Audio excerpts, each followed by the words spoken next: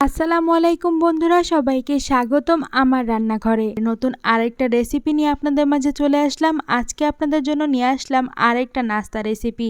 খুবই কম খরচে এই নাস্তা তৈরি করতে পারবেন বাসায়, আর সময় লাগে খুবই কম। মাত্র 10 মিনিটে ঝটপট এই নাস্তাটা তৈরি করতে পারবেন। সকাল অথবা বিকালের নাস্তা হিসেবে এই নাস্তাটা হতে পারে পারফেক্ট একটা নাস্তা। তাছাড়া বাচ্চাদের টিফিন হিসেবেও এই নাস্তা তৈরি করে দিতে পারবেন। ঘরে থাকা অল্প উপকরণ দিয়ে এই নাস্তাটা তৈরি করা যায়। আপনারা তো চিকেন বল সবাই খেয়েছেন, কিন্তু পটেটো বল কখনো খেয়েছেন? আজকে আপনাদের জন্য নিয়ে আসলাম পটেটো বল। চলুন তাহলে বন্ধুরা মূল রেসিপিতে চলে যাই। প্রথমে একটা বাটিতে আমি 3টা মাঝারি সাইজের আলু সিদ্ধ করে খুব ভালো করে ম্যাশ করে নিয়েছি। আলুটা খুব ভালো করে ম্যাশ করে নেবেন যাতে এর মধ্যে কোনো দানা না থাকে।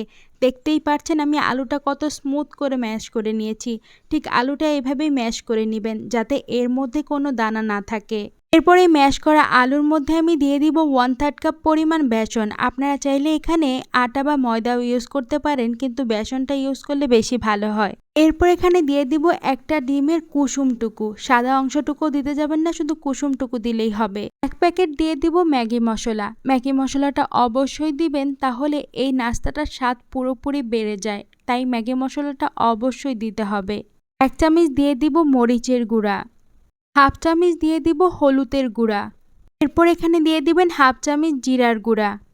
1/2 চামচ দিয়ে দিব ধনিয়া গুঁড়া। এখন এখানে দিয়ে দিব স্বাদ মতো লবণ। আরও দিয়ে দিব 1 টেবিল চামচ পরিমাণ সয়াবিন তেল। এখন সমস্ত উপকরণ হাত দিয়ে খুব ভালো করে মেখে নেবেন। এই কাজটা একটু ধৈর্য সহকারে করতে হবে। খুব ভালো করে ধৈর্য সহকারে মেখে নিতে হবে, যাতে কোনো মশলা দলা পেকে না থাকে। আর বন্ধুরা, যারা এখনও আমার চ্যানেলটি সাবস্ক্রাইব করেননি তারা দয়া করে আমার চ্যানেলটি সাবস্ক্রাইব করে বেল আইকনে একটি ক্লিক করে রাখবেন, যাতে আমার চ্যানেলের সমস্ত ভিডিও নোটিফিকেশন আপনাদের ফোনে চলে যায়। দেখতেই পাচ্ছেন আমি সমস্ত মিশ্রণ খুব ভালো করে মেখে নিচ্ছি। আপনারা ঠিক এভাবেই মেখে নেবেন। মেখে নিয়ে খুব সুন্দর করে একটা ডো তৈরি করে নিতে হবে।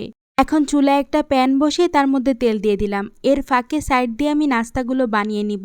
এই নাস্তাগুলো আলাদা করে রেডি করে আপনারা রেখে দিতে পারবেন না। তার জন্য চুলায় প্যান বসিয়ে এই নাস্তাগুলো তৈরি করে নিতে হবে।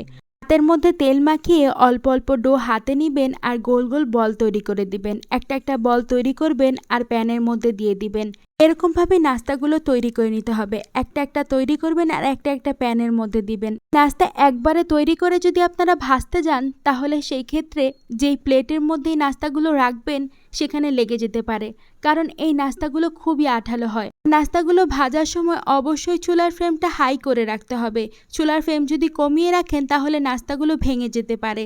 তার জন্য চুলাটা হাই রেখেই এই নাস্তাগুলো ভেজে নিতে হবে। আর এই নাস্তাগুলো ভাজতে বেশি সময় লাগে না, যেহেতু আলুটা আমরা আগে থেকে সিদ্ধ করে নিয়েছি, তাই নাস্তাগুলো ভাজতে বেশি সময় লাগে না। আর চুলার ফ্লেমটা যেহেতু হাই থাকবে, অনবরত নেড়েচেড়ে নাস্তাগুলো ভেজে নিতে হবে। নাস্তার উপরে যখন গোল্ডেন ব্রাউন কালার হয়ে যাবে, তখন আমরা নাস্তাগুলো উঠিয়ে নিব। আর অনবরত নেড়েচেড়ে আমরা নাস্তাগুলো ভেজে নিব।